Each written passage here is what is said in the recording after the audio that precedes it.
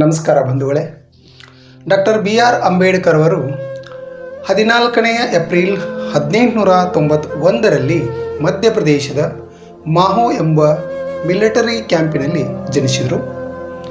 ಭೀಮರಾವ್ ರಾಮ್ಜಿ ಅಂಬೇಡ್ಕರ್ ಸಾಮಾಜಿಕ ಸಮಾನತೆ, ಅಸ್ಪೃಶ್ಯತಾ ನಿವಾರಣೆಗಾಗಿ ಹೋರಾಡಿದ ಮಹಾನ್ ಭಾರತೀಯ ನಾಯಕರಲ್ಲೊಬ್ಬರು.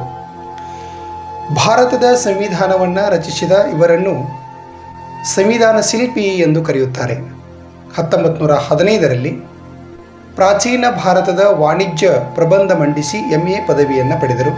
1916ರಲ್ಲಿ ಭಾರತದಲ್ಲಿ ರಾಷ್ಟ್ರೀಯ ಉತ್ಪನ್ನ ಎಂಬ ಪ್ರಬಂಧ ಬರೆದು ಅದೇ ವಿಶ್ವವಿದ್ಯಾಲಯದಿಂದ PhD ಪದವಿಯನ್ನು ಪಡೆದುಕೊಳ್ತಾರೆ. 1953ರಲ್ಲಿ ಆಂಧ್ರ ಪ್ರದೇಶದ ಉಸ್ಮಾನಿಯಾ ವಿಶ್ವವಿದ್ಯಾಲಯ ಸಂವಿಧಾನದ ಸೇವೆಯಲ್ಲಿ ಪರಿಗಣಿಸಿ ಡಾಕ್ಟರ್ ಆಫ್ ಲಿಟ್ರೇಚರ್ ಎಂಬ ಪದವಿಯನ್ನು ನೀಡಿತು. 1951ರಿಂದ ರಾಜ್ಯಸಭಾ ಸದಸ್ಯರಾಗಿ ಆಯ್ಕೆಯಾದರು. ಸಕ್ರಿಯ ರಾಜಕೀಯದಿಂದ ದೂರ ಉಳಿದು ಡಾಕ್ಟರ್ ಅಂಬೇಡ್ಕರ್ ಅವರು ಬೌದ್ಧ ಧರ್ಮದ ಆಚಾರ ಮತ್ತು ಪ್ರಚಾರಕ್ಕಾಗಿ ಜೀವನವನ್ನು ಅರ್ಪಿಸಿಕೊಂಡರು. 1955ರಲ್ಲಿ ಭಾರತೀಯ ಬೌದ್ಧ ಮಹಾಸಭೆಯನ್ನು ಸ್ಥಾಪಿಸಿದರು.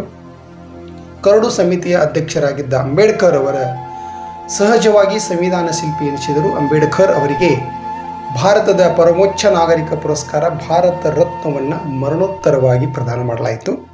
ಸಂಸತ್ತು ಸದಸ್ಯರಾಗಿ ಅಂಬೇಡ್ಕರನ್ನು ಆಗಿನ ಪ್ರಧಾನಿ ಜವಾಹರ್ಲಾಲ್ ನೆಹರು ತಮ್ಮ ಮಂತ್ರಿ ಮಂಡಲದಲ್ಲಿ ಕಾನೂನು ಸಚಿವರಾಗುವಂತೆ ಆಹ್ವಾನಿಸ್ತಾರೆ.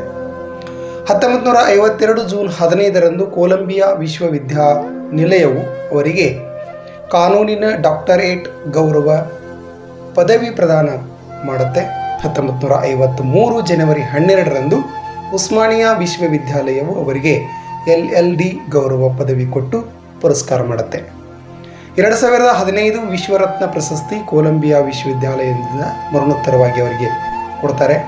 ಭಾರತೀಯ ಸಂವಿಧಾನ ರಚನಾ ಸಮಿತಿಯ ಅಧ್ಯಕ್ಷ ಭೀಮರಾವ್ ರಾಮ್ಜಿ ಅಂಬೇಡ್ಕರ್ ಅವರು ಡಿಸೆಂಬರ್ 6, 1956ರಂದು ತಮ್ಮ 65ನೇ ವಯಸ್ಸಿನಲ್ಲಿ ನಿಧನರಾಗ್ತಾರೆ. ನಮಸ್ಕಾರಗಳು.